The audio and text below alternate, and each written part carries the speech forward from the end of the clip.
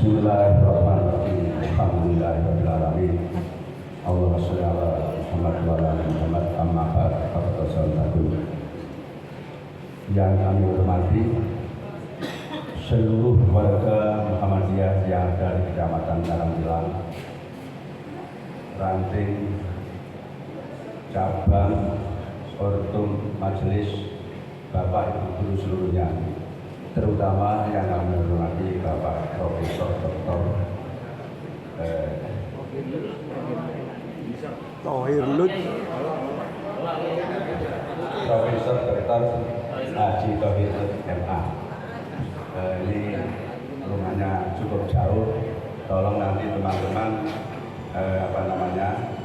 itu mendengarkan baik-baik, bila perlu mungkin ada tanya jawab, mungkin begitu supaya jelas.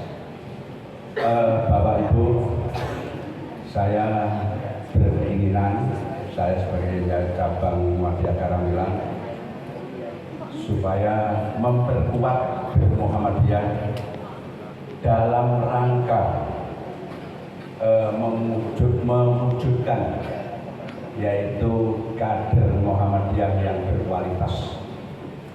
Jangan sampai kita bermuhammadiyah itu ngomong saja, aku Muhammadiyah, tapi kurang berkualitas. Oleh sebab itu, dalam mencetak, mewujudkan kader yang berkualitas, di antaranya yang nomor satu yaitu al-fahmu, yaitu memahami. Bagaimanapun kalau kita tidak memahami tentang Islam, tidak memahami tentang agama kita, bagaimana mungkin kita bisa hebat, bisa sekuat seperti adalah zaman-zaman dulu. Coba kita berguru, artinya melihat hari ini yang bisa nandingi orang kafir itu siapa ya? Ternyata yang mana orang-orang mengatakan si Asia, Iran lah satu-satunya negara yang bisa nandingi, yaitu serangan terhadap orang kafir. Nah, oleh sebab itu tolong jangan sampai kita ini cepat-cepat menuduh orang itu tidak baik. Jangan kita cepat-cepat yaitu menamakan atau nyetempel, oh ini golongan ini, jangan. Insya Allah nanti akan sedikit saya kupas tentang sabar. Dalam memahami ini, kita contohnya demikian.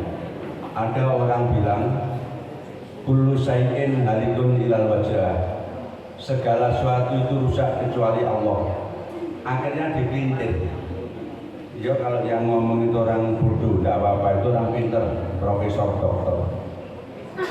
Sret ngomongnya berarti surga neraka itu rusak. Coba bayangkan, karena pakai dalil itu. Oleh sebab itu hati-hati memahami kalimat makna dalam Al-Quran. Di dalam Quran itu kalimatnya ada hakiki, ada majasi, ada majas mursal, ada majas istiaroh, ada itnab, ada ijaz, kemudian ada musawat. Hal yang semacam ini kalau kita ingin menjadi kader Muhammadiyah yang berkualitas, yaitu harus al-fahmu, yaitu memahami. Nah, ini tidak bisa diraih kecuali yaitu kita belajar yang sungguh-sungguh.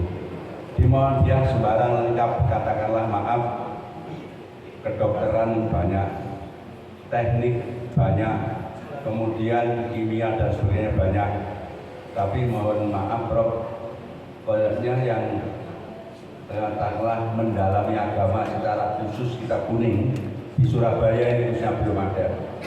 Nah, oleh sebab itu di perguruan Karangpilang ini, Prof, ini sekolah ini berbasis pesantren, sehingga saya mengajak kepada Bapak Ibu guru khususnya kepala sekolah bagaimana untuk mencetak, bahkan kita cita-cita dan sekarang sudah dilaksanakan mulai kelas 4 SD itu belajar nahwu sorof.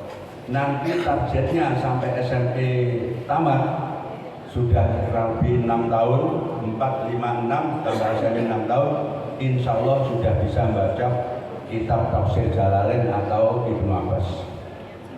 Mulai sekarang makanya kita latih di sini untuk tafakur bidin. dalam perang berkecamuk dalam surat At-Taubah ayat 122, wa ma kanal mu'minuna liyanfiru kaffah falala nafaru min kulli firqatin minhum ta'ifatun yatafaqahu fiddin. Berangkat perang, Nabi memberangkatkan secara manusiawi. Wong Islam banyak yang dibunuh oleh orang kafir, dihancurkan oleh orang kafir, maka Nabi memerintahkan seluruhnya berangkat perang. Tapi ada ayat turun, tidak boleh berangkat perang semuanya. Harus ada sekelompok sebagian umat Islam yang mendalami agama. Maka di Kecamatan Karangkelani berusaha untuk sekolah-sekolah, yaitu ekstranya tafakuh fiddin, yaitu mendalami tentang agama Islam itu. Mulai SD sudah belajar ilmu nahwu dan sorok, sudah belajar tentang huruf-huruf, sehingga Al-Quran yang begitu banyak kelihatannya tapi diringkas hanya terdiri dari 3 kalimat, yaitu kalimat isim, kalimat huruf, kalimat fi'il. Nah, insya Allah mulai SD diajarkan, SMP diajarkan, sehingga tahu anak-anak itu ini huruf-huruf apa, ini isim-isim apa, ini fi'il apa, sehingga memaknai Al-Quran nanti tidak keliru. Seperti sekarang yang lagi-lagi di antara teman kita saja, yadullahi fawqa aydihim, tangannya Allah di atas tangan mereka. Ini bagaimana cara menerangkan? Kalau kita tidak ngerti tadi kalimat yang majazi, yang hakiki dan sebagainya, maka yang ahli manah silahkan manah, yang ahli berkuda silahkan berkuda, yang ahli matematika, yang ahli robot silahkan. Nah, di Karangkilan insya Allah yang khususnya atau saya mengambil yaitu tafakuh fiddin tadi. Nah, itu cara memaknai Al-Quran, maka harus paham. Saya ingat kalau tidak salah, saya pernah mau buku, tapi sumbernya sekarang saya tidak pegang, hanya pernah mau buku. Konon di daerah Minang, di daerah Sumatera Barat itu, waktu itu intern apa secara umum mengadakan tarjih membahas satu ayat, tapi tidak ada atau banyak yang tidak paham tentang qawaidul lughah, tata bahasa Arab. Akhirnya dinyatakan selesai. Karena apa? Nanti tidak ngerti ilmu alat, tidak ngerti qawaidul Arabiyah, yang terjadi akan debat-debatan tidak bisa berhenti pangkal ujungnya. Oleh sebab itu diberhentikan. Nah, itu salah satu contoh. Tadi harus paham.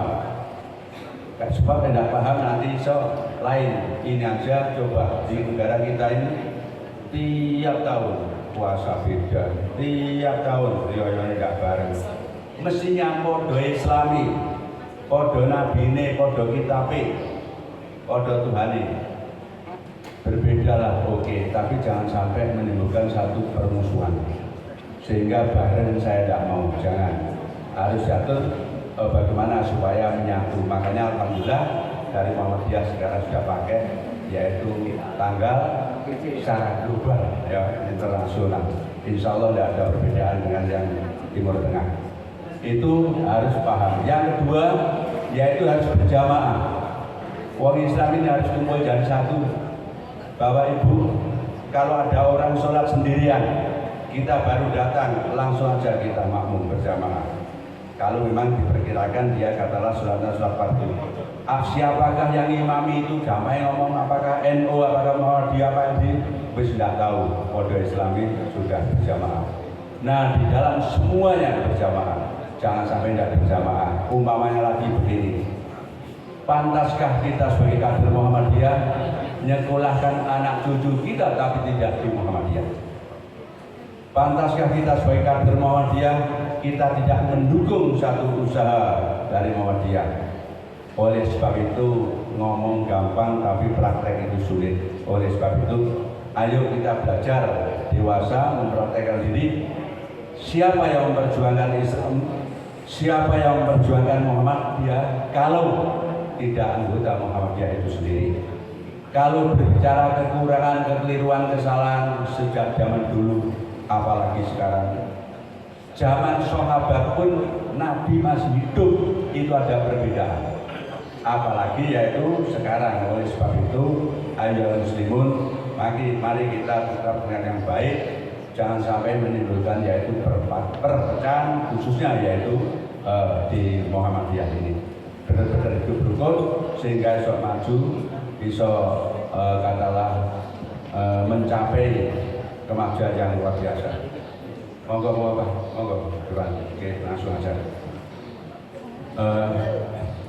Kemudian setelah kita berjamaah, karena bagaimanapun jamaah itu adalah kasih sayang, mendapat kasih sayang dari Allah.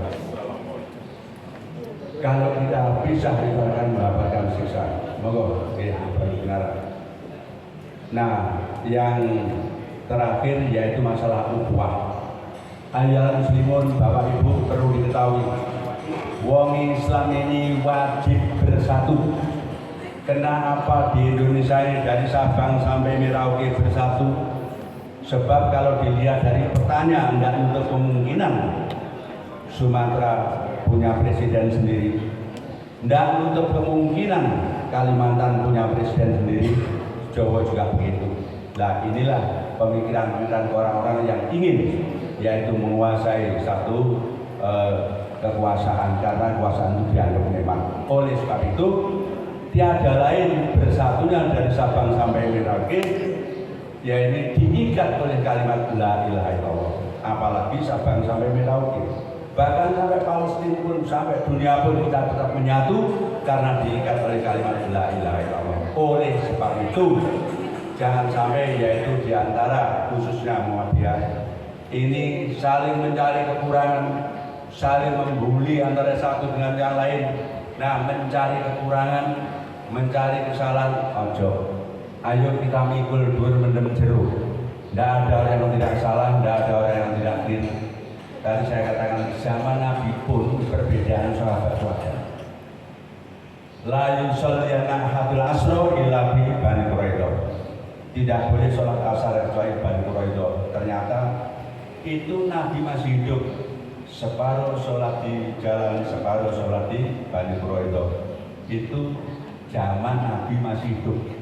Apalagi sekarang Nabi itu sudah tidak ada. Itu pun akhirnya tetap hidup rukun. Jangan sampai goro-goro Kodo Muhammadiyah ono sing sholat iftitah, ono sing enggak. Itu menjadikan satu perpecahan ojo.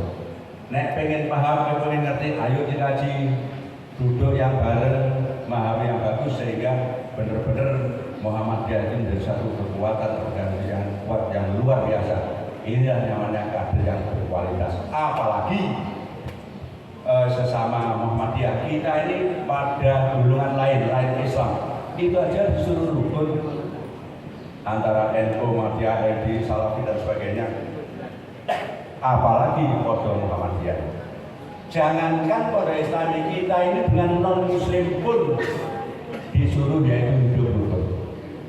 Tidak boleh kita katakan mentang-mentang sendiri kita soal surga.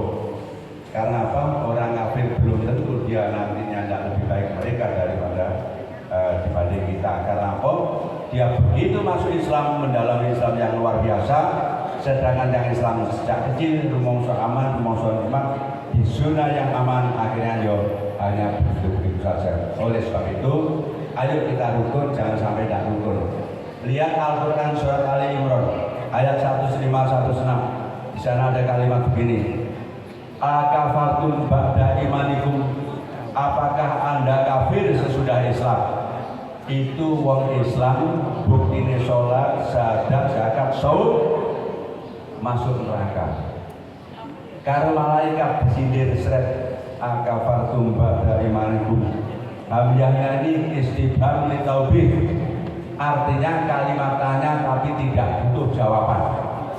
Ini maksudnya yaitu untuk menghinakan, hei kamu kan Islam, kenapa masuk neraka? Kamu kan Islam, kamu ya show, ya haji kok masuk neraka. Goro-goro ini sepilih ibu, apa? Tidak rukun. Jangan sampai tidak rukun, ojo mentang-mentang karena jadi kepala sekolah, ojo mentang-mentang karena jadi pengurus ini dan itu, ojo. Ayo kita ini adalah sama, hanya kebetulan aja amanah diberikan pada kita. Maka sekali lagi kalau kita tidak rukun, akibatnya apa? Nah itu oleh Allah nanti di akhirat dihukumi kafir. Oleh sebab itu ayo muslimun, sekali lagi ayo kita hidup rukun. mari kita Muhammadiyah ini kita besarkan. Siapa lagi kalau bukan orang Muhammadiyah yang membesarkan Muhammadiyah? Orang lain masih nanti dulu. Maka semua usaha Muhammadiyah, semua berkewajiban bagaimana supaya khususnya di Karangpilang ini sekolah yang berbasis pesantren bisa mencapai yaitu tujuannya, yang ini insya Allah bisa baca kitab kuning. Saya kira kurang lebihnya itu, mohon maaf. Terima kasih. Cukup sekian. Wassalamualaikum warahmatullahi wabarakatuh.